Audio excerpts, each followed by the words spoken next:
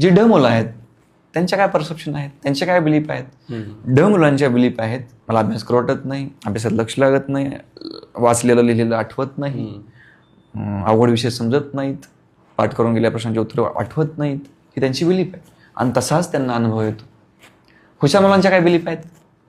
हुशार मुलांच्या बिलीफ आहेत की मी हुशार आहे, मी यावर्षी एवढी मार्क पाडले आहेत, पुढच्या वर्षी त्यापेक्षा जास्त मार्क पाडेन, सगळे लोक मला नवसतील आणि मी जे वाचलं आहे तेच एक्झाममध्ये येणार, माझा सगळा अभ्यास झाला आहे आणि मी सगळं चांगल्या प्रकारे 1 मार्काचा सुद्धा मी क्वेश्चन सोडणार नाही, ते सुद्धा लिहीन.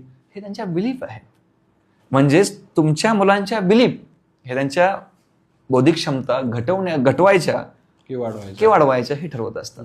जर तुम्हाला तुमच्या मुलांच्या तुम्ही बिलीफ बदलू शकला तर त्यांच्या बौद्धिक क्षमता ह्या आपोआप वाढत असतात.